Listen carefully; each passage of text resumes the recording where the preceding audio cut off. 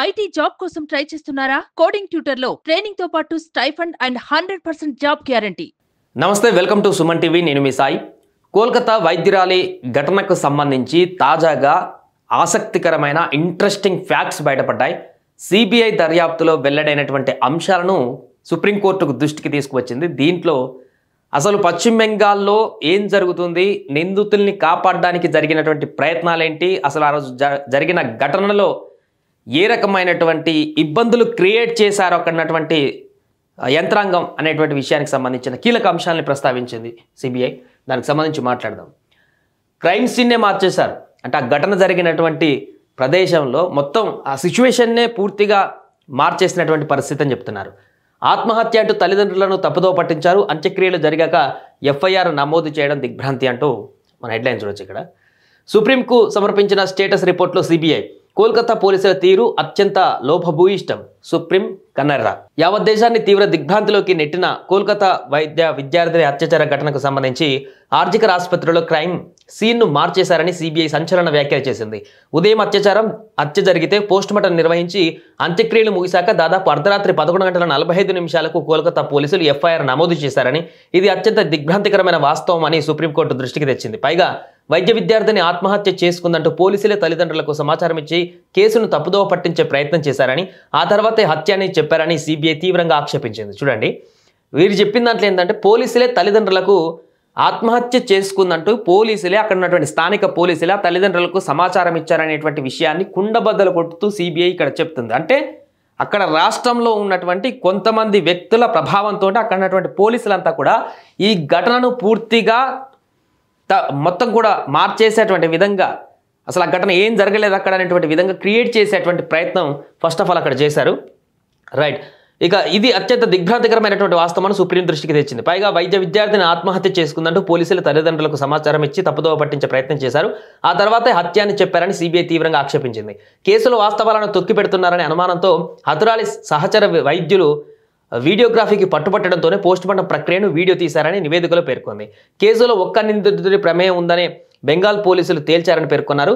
ఈ మేరకు సిబిఐ గురువారం తన స్టేటస్ రిపోర్టును సుప్రీంకోర్టు ప్రధాన న్యాయమూర్తి జస్టిస్ చంద్రచూడ్, న్యాయమూర్తులు జస్టిస్ పార్దివాలా, జస్టిస్ మనోజ్ మిశ్రా ఆధ్వర్యంలోని త్రిసభ్య ధర్మాసనం ముందు ఉంచింది. ఆర్జికర్ ఆసుపత్రిలో క్రైమ్ సీన్ను మార్చారంటూ సిబిఐ తమ రిపోర్టులో స్పష్టం చేయడంతో బెంగాల్ రాష్ట్ర ప్రభుత్వ తీరును దేశ అత్యున్నత న్యాయస్థానం తీవ్ర స్థాయిలో ఎండగట్టింది.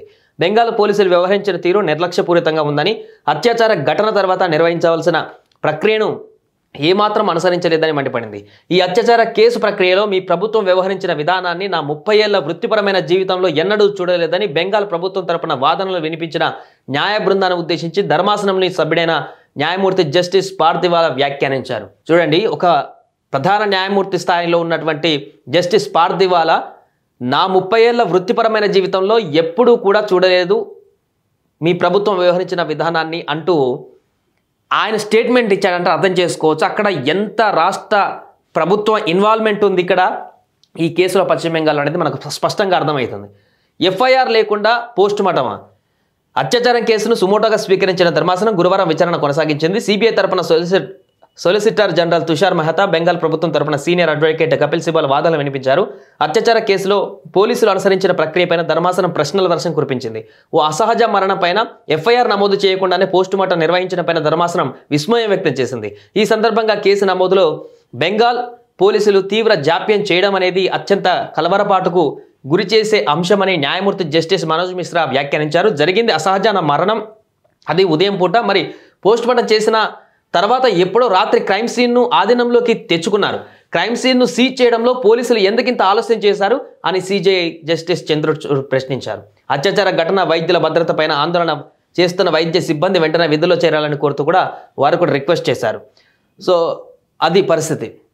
క్లియర్గా నిన్న వాదనలో సుప్రీంకోర్టు న్యాయమూర్తులు కూడా అక్కడ జరిగినటువంటి ప్రాసెస్, అక్కడ రాష్ట్ర ప్రభుత్వం ఫెయిల్యూర్కి సంబంధించి పూర్తి స్థాయిలో ఆగ్రహాన్ని వ్యక్తం చేసింది. స్థానిక పోలీసులు చేసినటువంటి వ్యవహార శైలి, ఈ ఘటనను పూర్తిగా కప్పిపుచ్చి సైలెంట్గా దీన్ని ఎవరికి తెలియకుండానే సైలెంట్గా అక్కడికక్కడికి సెటిల్ చేద్దాం అనుకునేటువంటి ప్రయత్నం పోలీసులు అక్కడ చేసినట్టుగా ప్రాథమిక విచారణలో, సిబిఐ విచారణలో వాళ్ళు పెట్టినటువంటి అంశాల ద్వారా తెలుస్తుంది. దీంతో సుప్రీం చాలా తీవ్ర ఆగ్రహానికి గురైంది. దీంతో పశ్చిమ బెంగాల్లో ఇంత తారాస్థాయికి నిరసన కార్యక్రమాలు కొనసాగడం, అక్కడ ఉన్నటువంటి వైద్యులు సీఎంని రాజీనామా చేయాలంటూ కూడా నినదించడం, ఆ వైద్యురాలి తండ్రి కూడా ముఖ్యమంత్రి పైన నమ్మకం కోల్పోయామంటూ ఆమె పైన విమర్శలు చేయడానికి గల ప్రధాన కారణాలు ఏంటంటే ఇక ఇప్పుడు ఈ దర్యాప్తులో బయటకు వస్తున్నాయి.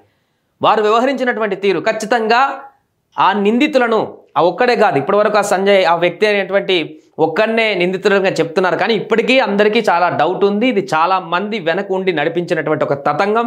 ఆ రోజు హత్యలో పాల్గొన్నటువంటి వ్యక్తులు కూడా ఈ ఒక్క వ్యక్తే కాదు, ఇంకా చాలా మంది ఉన్నారనేటువంటి విషయం.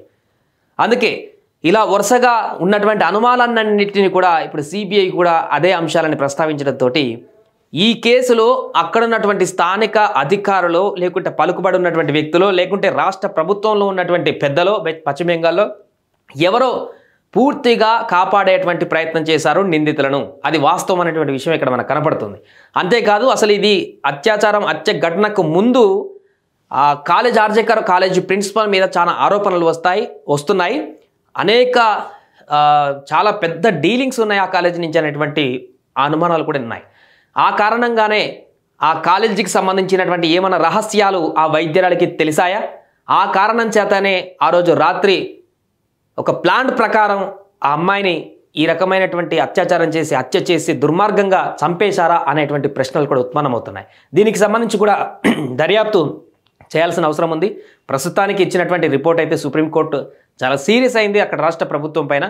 ఇప్పటివరకు ఉన్నటువంటి సిబిఐలో వచ్చినటువంటి అంశాలు దాని ప్రకారం పూర్తిగా అక్కడ క్రైమ్ సీన్ని మార్చేశారు. ఆ రోజు జరిగినటువంటి క్రైమ్ సీన్ని మార్చేశారు. పూర్తిగా ఆ హత్యని ఆత్మహత్యగా చిత్రీకరించి అంతటితో ఈ కేసు క్లోజ్ చేయాలనేటువంటి ప్రయత్నం స్పష్టంగా జరిగింది అనేటువంటి విషయం అయితే నిన్న జరిగినటువంటి కోర్టులో వాదనలతోటి మరొకసారి స్పష్టంగా మారింది. సుమన్ టీవీలో మీ పర్సనల్ అండ్ బిజినెస్ ప్రమోషన్స్ కోసం కింది నెంబర్కి కాంటాక్ట్ చేయండి.